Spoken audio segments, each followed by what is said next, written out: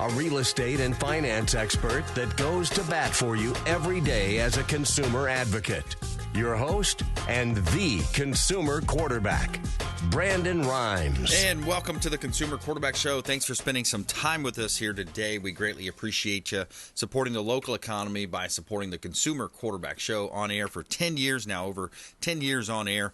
And we have our lineup set for today as well. Jason Avery, remodeling expert, home remodeling, also has a cabinet business locally here in Tampa Bay, going to be on the program. Second half, Curtis Clay, candidate for Glades County Sheriff, in studio with us as well. We're going to talk about Second Amendment, drugs, southern border, and what's going on down in his neck of the woods there in Glades County as well. Hendry County, Glades County, kind of my neck of the woods where I'm from, over in LaBelle and some of the areas there, Moorhaven, just on the east of Fort Myers. So before we do, we always like to feature our real estate listings live on air. It's part of our strategy where we help sellers sell faster for more money, utilizing our innovations with radio, TV, and internet marketing.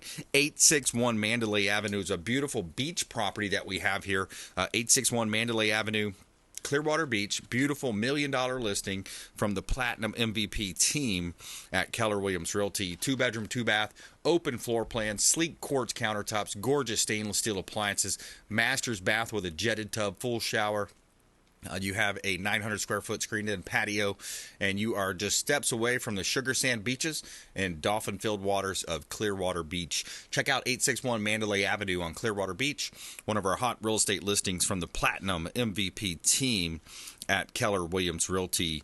We also have another listing here in Let's take a look at this property at Bardmore, 13906 Bardmore Place in Tampa. Carrollwood, we have a townhome for sale in Carrollwood. Beautiful property. Again, completely renovated, beautiful renovations done. Lighter colors. People love those lighter colors today. 3 bedrooms, 2.5 bath, 2-car garage, almost 2,100 square feet of living space. Hurricane impact windows throughout. Kitchen has brand new stainless steel appliances. You also have a second floor, features water-resistant parquet flooring, 5-person jacuzzi, as well as backyard that features banana avocado trees that's fenced in, and you also have a golf course view that is. 13906 Bardmore Place, Unit B in Tampa. You can see all of our listings at PlatinumCoastalElite.com. And yeah, I'm racing my class to those saving our ass overseas. All right, quick shout out to our friends also at Replenish IV Solutions, longtime friends of the Consumer Quarterback Show, Replenish IV Solutions. Say hello to Stephen and Lisa Gunnan and their nursing staff, ReplenishIVSolutions.com. Let them know the Real Estate Quarterback sent you. Take them up on those special offers and incentives. All right, Curtis Clay, welcome in, sir. Thank you for having me. My pleasure. Good to have you. Good to see you. It's been a while, and we have a bit of a history. Wrestled on the same team back in the day, and you've been in law enforcement for quite a while. Catch us up. Give us that brief intro. Well, law enforcement for over 20 years. Obviously we were high school, wrestled together, and then when I graduated, I went off to the military. When I got back from the military, I came back home to LaBelle and did a short stint as a citrus inspector, and then moved into corrections. And since then, I've been in public safety my entire life and career, basically. Yeah, that's great, man. So you were a sheriff deputy for Hendry County? Definitely. So I started off as a deputy for Hendry County, short term on the road, ended up going and being a school resource officer back at our high school, our alma mater. Did that for a while, left there, went on over to Clewiston, working as a deputy, became K-9 supervisor, got on the SWAT team. I've kind of worked every part of a law enforcement agency you can think of. Left Hendry County for a little while, worked for Clewiston PD, worked myself up to run their criminal investigations division, was basically acting number 2 when I left there.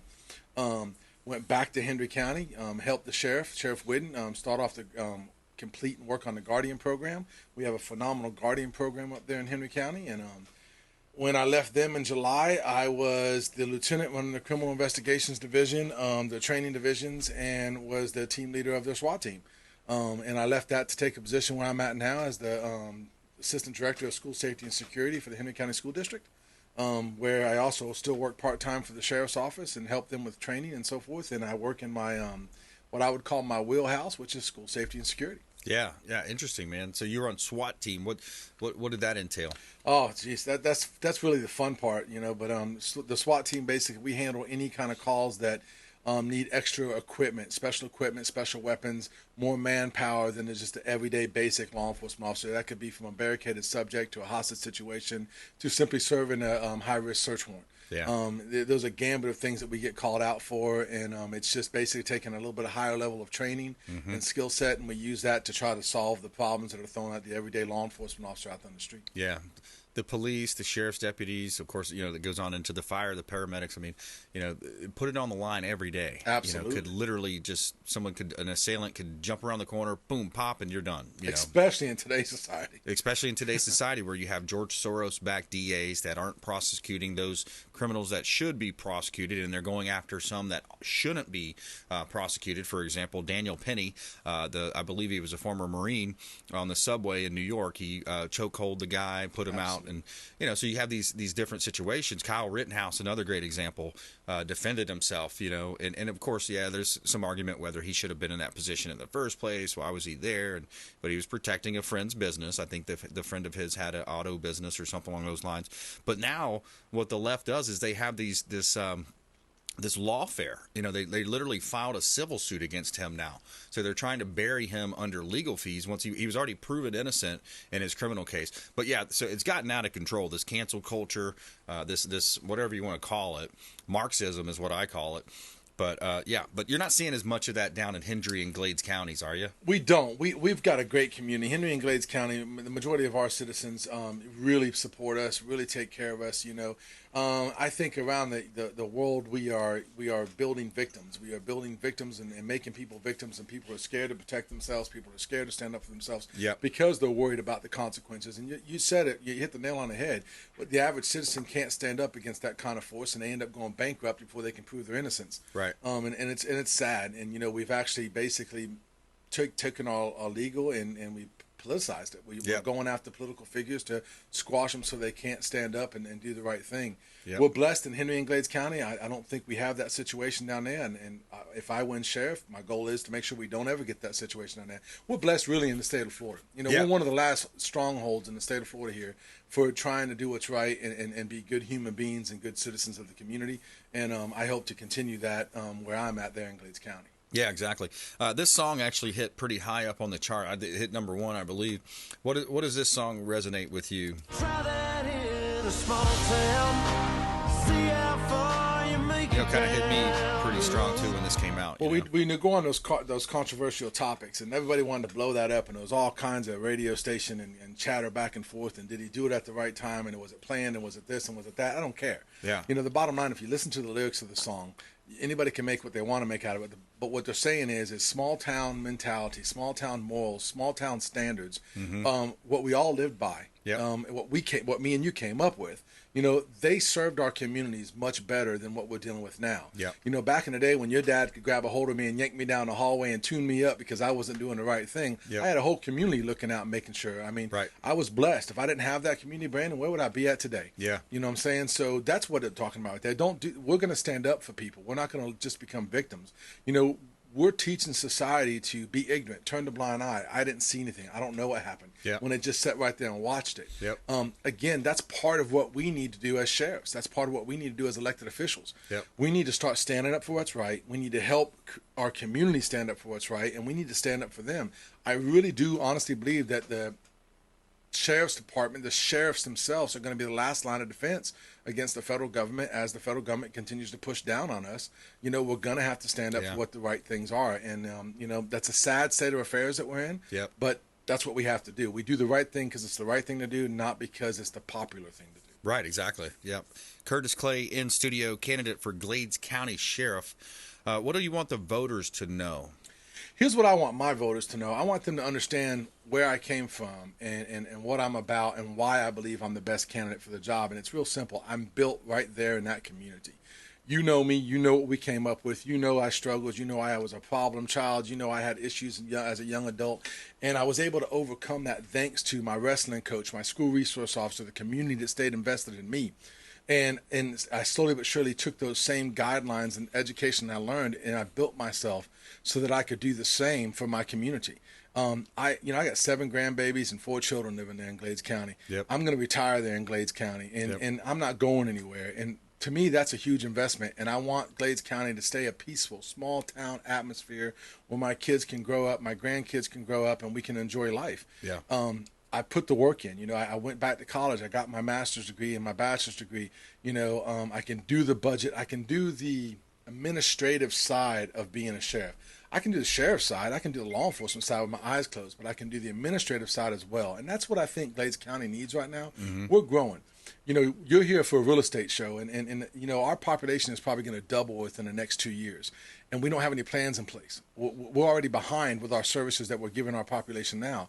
And what people don't understand, not only does that affect them on their safety, it also affects them on their property values. It affects them on how they can sell their property if they choose to, or what their property becomes worth, because crime rates affect property values. Lack of public safety affect property values. Big investors don't want to come into a community that doesn't have good law enforcement, doesn't have good fire, doesn't have good EMS. We don't even have a grocery store at the moment in time in Glades County. Really. So we got our citizens are going to Henry County to buy their groceries, or Okeechobee County to buy their groceries, or Highlands County to buy their groceries. That's just a lack of planning. Wow. And those are some things that I think as elected officials we have to fix. Not only as the sheriff do I need to worry about crime, but I need to worry about my constituents all around. I need to look at what we're doing and help them stand up and guide where we need to go and work with them for what they want in their counties to make it happen. Yeah, exactly. Because what you'll see, too, is a lot of folks are moving from the Dade County, Palm Beaches, and they're moving inland, as you mentioned before, where they're moving to, the land value. You can get more bang for your buck. You can build a nice home and have a nice suburban-type rural lifestyle. So I think, and on the flip side, too, when you have some of these criminal elements, they'll come over into those communities, do some snatch and grab, some robberies, and then shoot right back over, try to get back onto the interstate and get their escape. So you see some of that probably, I would imagine. Well, that's been an ongoing thing in Henry and Glades County, where they run in from Palm Beach and they jump out there, they commit a crime, they jump on 27 and they run back to Palm Beach County. But what you're seeing now is a lot of these unsavory characters. They're seeking out locations like Glades County where there's not a lot of law enforcement. They can conduct their criminal activities without being noticed as easily. You can buy a good piece of property and do your criminal activity off to the back of the property, or sadly enough, we have a lot of drug houses that are doing it, right there on just a regular lot size property because the sheriff doesn't have enough manpower. There's just not enough deputies to do proactive enforcement. They're just trying to hang on for whatever calls they have. And I mean, we have at times 2 deputies covering that entire county. And, you're looking at 45 minutes to an hour response time for somebody to get there. 2 deputies for the entire county. 2 deputies for the entire county. Now, I think they're allotted right now 3 deputies for the entire county, but he's not been able to maintain that manpower due to budget restraints, due to lack of being able to recruit people into the county, and due to the environment of not knowing where the sheriff's office is going. I mean, they just lost the building they were in. They're having to lease a building. There's some true administrative issues that I can't blame completely on the sheriff, but obviously when you're the sheriff, you're the man in charge. Right. The buck stops here kind of thing, right? Right. So those are things that I think, we have to be responsible for as a sheriff. We have to be forward thinking and planning for what our people need.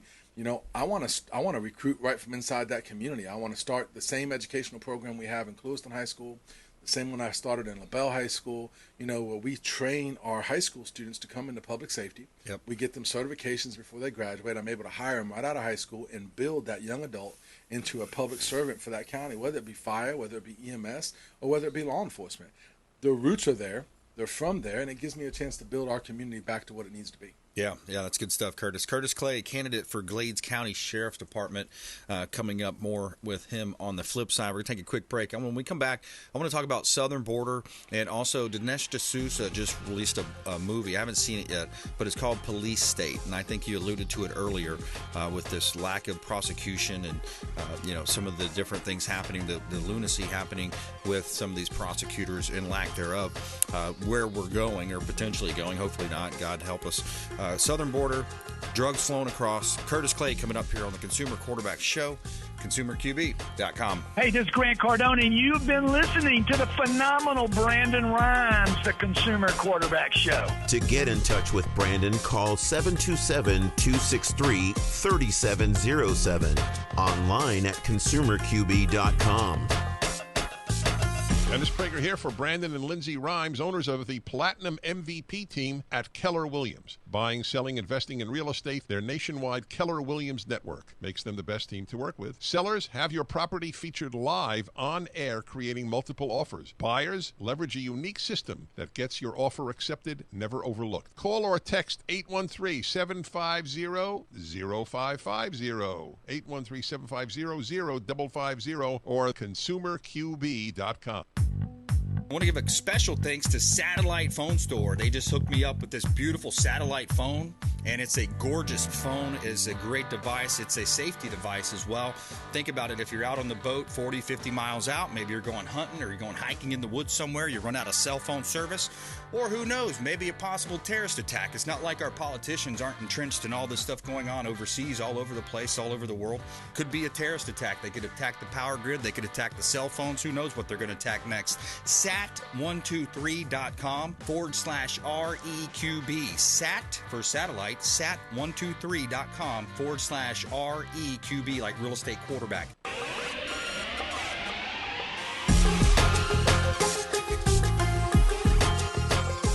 You're listening to The Consumer Quarterback, Brandon Rhymes.